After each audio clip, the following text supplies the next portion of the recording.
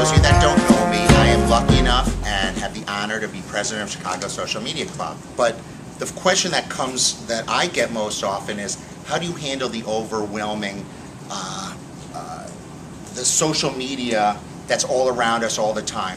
How do you do all that and then still have like a personal life, you know, have your social media presence? It's sort of a challenge. So I kind of break the cardinal rule of merging my business and my personal identities. Interactive Amy is one and the same. It depends on which hat you're wearing when you're in the space. If you're there for work and you have to be focused, then it's really easy to have those columns and make sure the information that's most relevant is going to come right to you. When it stays fun and you can use it for fun things, you know, I try to separate by saying I'm going to a Phish concert this weekend, so be prepared for Phish tweets, or I'm going to a social media week, you know, all week long, so be on the lookout for those, because otherwise you mix your audiences and you risk turning some people off that come to you as one subject matter expert and you start talking about something else. I think the other thing is really having a focus and know what you want to say. Why are you here? And if you don't know why that is, don't get on it. You know, I have, my brother always says a wasted move is worse than no move at all. I think, you know, just keep it as something that is part of your life, respect it, honor it, and don't allow it to control you, you control it. I'll just give you 3 quick ones for me. I don't bring it in the bedroom. If I'm going to a networking event, I network in person. I don't do it through Twitter. And it's not a matter of how quickly you respond, it's a matter of if you respond. I love Twitter for like the speed of it and the access you can get to people. I love following some people who I don't necessarily have any reason to follow except that they're interesting and they're talking about things that I like to hear about. So I like Twitter for that reason, but right now Twitter's gotten so big, there's a lot of noise now, and so Google Plus is kind of moving into that space where you can find interesting people and have access to them in ways that you didn't before. My personal opinion is I have different audiences on all the different networks that I'm at. They all deserve a different message from me. It's very rare that I send out the same message. It might be the similar content, but it's all going to be a different message depending on which audience I go to. So when you're on Facebook, treat that community as your Facebook community.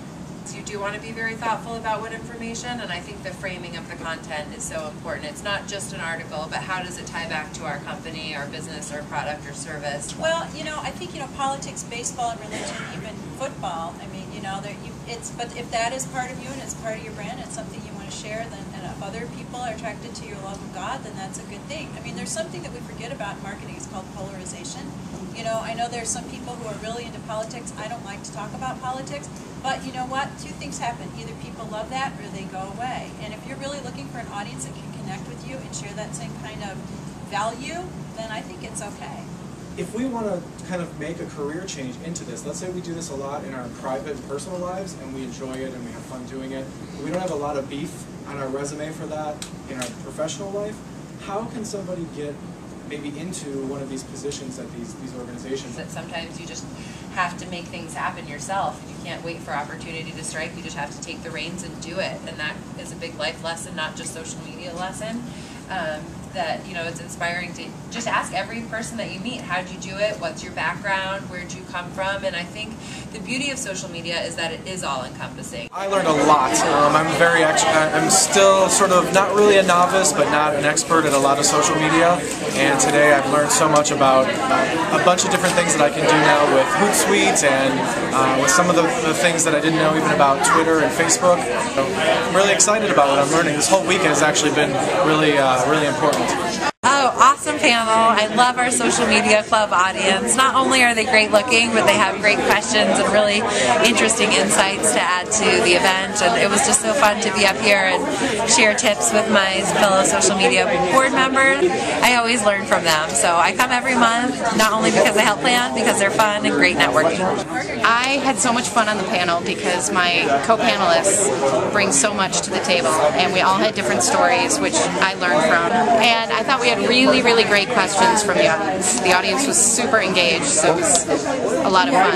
And this is what's fun about social media. You get to interact online, and then you get to meet people in real life, and they're just as cool and awesome as you thought they were. I thought the panel was great. You know, it's just a real joy and a pleasure for me to be on the same stage, if you will, with the other folks who are on the SMC Chicago board, because the fact of the matter is these are really talented people here in Chicago, and we don't get enough of a chance to visit and talk about what works. So what an honor, and thanks to everyone who came today.